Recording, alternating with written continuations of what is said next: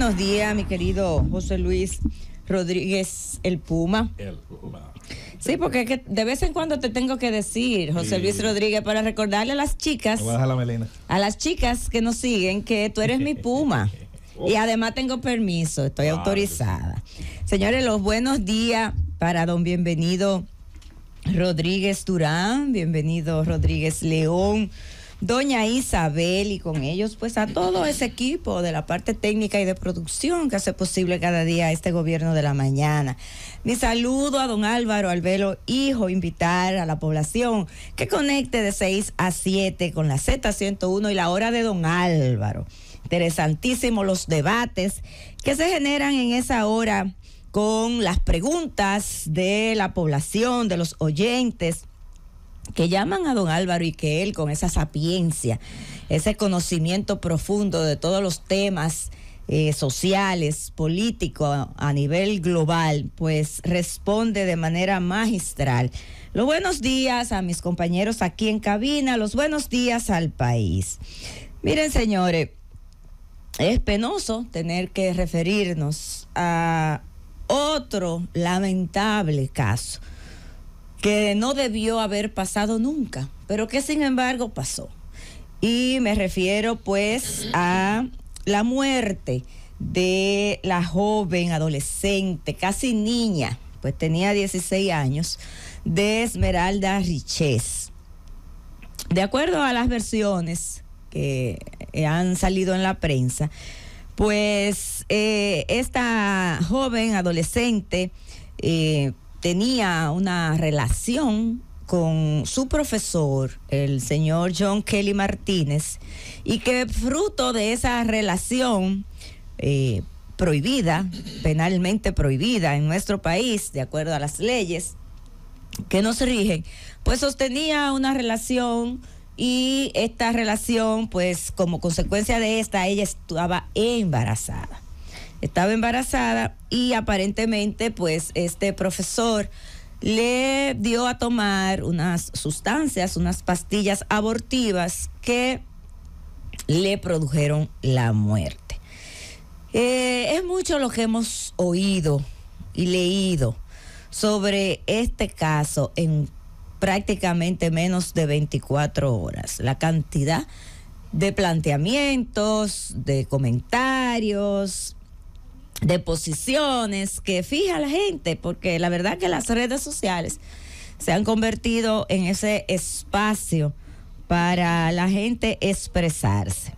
Y todos esos comentarios nos dejan algunas reflexiones. Señores, aquí estamos frente a un caso donde un adulto que por demás era su profesor, tenía una relación afectiva, sexual, con una niña de 16 años bajo el manto de la ilegalidad. Bajo el manto de la ilegalidad, porque la ley prohíbe la relación, establece que no hay consenso, no hay consentimiento en una relación de una menor con un adulto. Este caballero, John Kelly Martínez, sabía que estaba teniendo una relación que era prohibida, que era penada por la ley, pero aún así sostenía una relación con esta niña, y que además era su alumna. Es decir, que no solamente había infringido la ley, sabía que estaba actuando fuera de la ley, sino que además estaba actuando fuera de la ética. Pero aquí viene el asunto, mi estimada Julieta. La ley puede decir misa. ¿A quién del entorno de la víctima y del imputado, del posible victimario, le tomó de sorpresa esto que hoy ocurre? Es decir, ¿quién tolera, permite, mira a otro lado, es negligente, se calla? Algo que, como muy bien tú dices, la ley, la ética y todo lo que parece de sentido común dice que no es correcto. tenemos que revisarlo. Sí, así es, hacia ahí va también. Es que es un tema que te dice, bueno, pero ¿por qué la gente infringe la ley? ¿Por qué la gente comete actos contrarios a la ley si sabe que existe la ley? Parecería ilógico, ¿verdad? Uno dice contradictorio, dice, bueno, pero si usted sabe que matar a una persona es ilegal, es penado por la ley, ¿por qué usted la mata?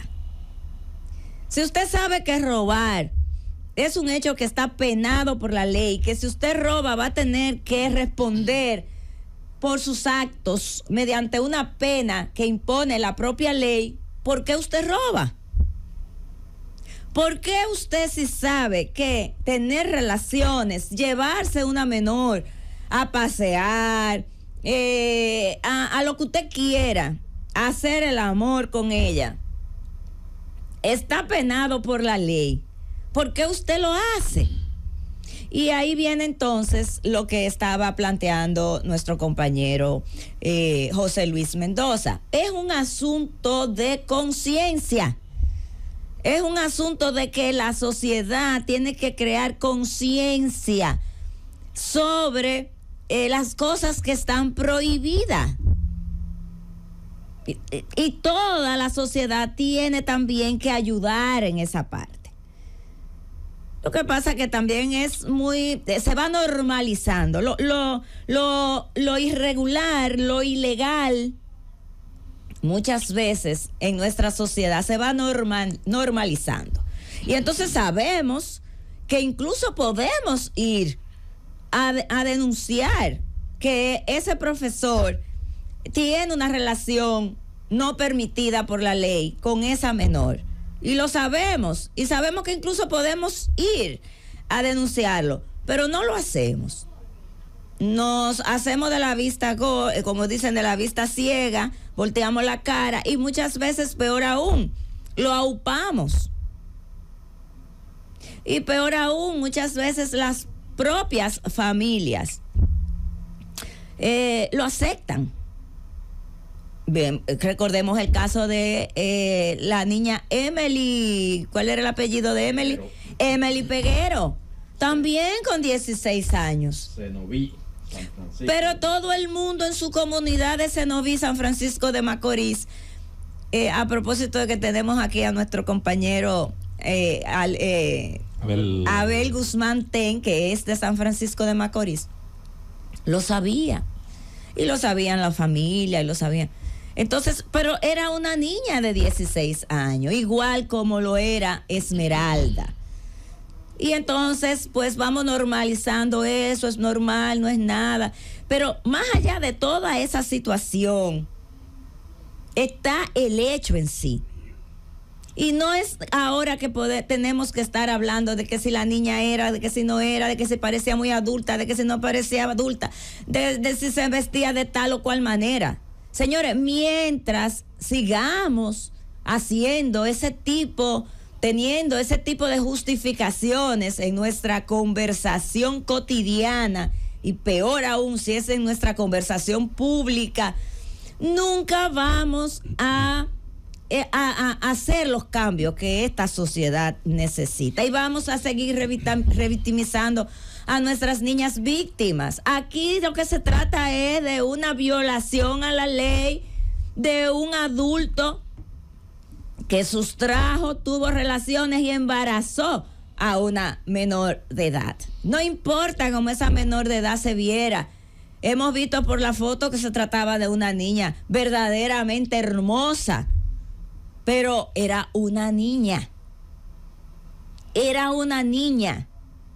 Y peor aún, era la alumna de ese profesor, que no era tampoco un muchachón, quizás todavía con falta de experiencia, como quizás pudiera haber sido el caso de el joven que tenía la relación con Emily. Quizás que todavía era un muchacho mucho más joven. Estamos hablando de un hombre de 35 años. Era un seductor. ¿verdad? Que es un seductor, porque además usted tiene una relación de poder. Un berrán de 30 y pico De de un años. hombre de 35 años que es el profesor de una niña. Señores, las niñas y los niños se enamoran de sus profesores regularmente porque lo idealizan, porque lo ven que es una persona con virtudes, sobredimensionan las cualidades que pueda tener ese profesor. Ahora, es el profesor el que no puede aprovecharse de esa situación. Normal en todas las niñas. Yo me enamoré de mis profesores cuando estaba en el colegio. Ajá. Ahora, yo nunca tuve un profesor que se aprovechara de esa situación, porque es normal que eso pase en las niñas cuando están en esa edad. Ahora, es el profesor el que tiene la responsabilidad de saber cuál es su posición frente a esa niña. Y por otro lado, también he escuchado mucho personas que quieren ahora ligar una cosa con otra. Señores, las 3 causales no tienen nada que ver con este hecho. No tienen nada que ver. ¿Por qué? Porque ni estaba en riesgo la vida de Esmeralda, ni el producto de esa relación era inviable con la vida, ni tampoco fue el producto de un incesto. Entonces son cosas muy diferentes, que nada tienen que ver una con otra, que no se relaciona una con otra. Yo entiendo que las personas, ese es gran segmento de la población que hayan ido luchando porque el Código Penal Dominicano se aprobara con las 3 causales y que hoy se sienten frustrados porque al final, como habíamos dicho aquí en varias oportunidades, el Código Penal se aprobó sin las 3 causales. Y eso, que tampoco quiero que vayan ahora a confundir mis palabras. Yo sí estoy de acuerdo con las 3 causales. Yo entiendo que cuando hay esas 3 situaciones específicas, se le tiene que dar la oportunidad a la mujer de que decida. Ahora, si la mujer sabe que está en su embarazo, el producto de ese embarazo es inviable con la vida porque viene con una deformación congénita importante y decide tener su hijo, la felicitamos, la aplaudo, es su derecho, pero también es su derecho decidir si en esa circunstancia pues decide no traer esa vida en esas condiciones. Pienso que también es su derecho. Ahora bien, eso no tiene nada que ver con este caso. Ahora, si usted me dice a mí, bueno, este caso pudiera ser consecuencia de la falta de educación sexual en nuestros niños, niñas y adolescentes, yo le doy la razón. Sí, ahí sí tienen la razón los que han opinado en ese sentido. Falta educación. Pero ¿qué educación sexual fuera de la que todos queremos que ayude a nuestros jóvenes? Estamos totalmente de acuerdo. Pero en este caso en específico, al que había que educar, ¿a quién era? ¿Al profesor? ¿A los papás? No, me refiero que también falta un poco, es necesaria la educación sexual. ¿Por qué? Porque nuestros niños, niñas y adolescentes tienen que tener conciencia de las consecuencias de sus relaciones. Quizás esa niña, Esmeralda, digo yo, quizás, porque ahora estamos todos especulando, porque ya ella lamentablemente no puede decir lo que pasó, ni por qué hizo las cosas, ni cómo se dieron. Pero es probable que quizás ella no tuviera la suficiente conciencia de las consecuencias de sus actos. Es probable que no tuviera la confianza, que no existiera en su hogar la comunicación franca de las cosas que le puede pasar a un adolescente cuando decide tener relaciones sexuales, sobre todo si es con una persona adulta ya mayor de edad. Es posible que no se diera esa comunicación en el hogar, como pasa en muchísimos hogares, señores. En muchísimos hogares. Porque no es un asunto de antes, de cuando yo era adolescente, que era muy difícil establecer una comunicación sobre estos temas entre los padres y los hijos, donde había un gran temor a tocar estos temas, era vedado, era hasta pecaminoso, porque era pecado no llegar virgen al matrimonio. Eso era lo que nos decían a nosotros en el colegio de la monja. Oiga usted. ¿Verdad? Entonces eran otros tiempos. Pero en estos tiempos yo pienso que ya en los hogares tiene que darse esa relación de comunicación más franca con los hijos, pero se necesita también la educación sexual en nuestras escuelas. Se necesita que nuestros menores, que nuestros adolescentes ya que van entrando a la preadolescencia y cuando están en la adolescencia tengan conciencia de las consecuencias de sus actos. Así es que a todos esos que han estado hablando y teorizando tanto, yo les digo que aquí, si hay un solo responsable, si no pudiéramos cargar responsabilidades a otras personas, aquí el único responsable es ese profesor de nombre John Kelly Martínez, que a sabienda de que estaba cometiendo un acto reñido con la ley, reñido con la ética, además entonces comete el absurdo de darle unas pastillas abortivas a una niña sin medir, señores, las consecuencias de eso. Porque usted me dice a mí que una gente de para allá, de la loma, que no tiene conocimiento, pero un profesor se supone que tiene acceso al conocimiento.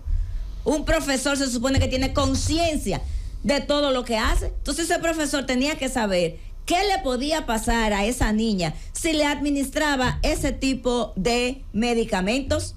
Pero por favor, vamos a dejar de estar buscando culpables donde no lo hay, porque aquí el único culpable se llama John Kelly Martínez. Llévatelo, Cundo.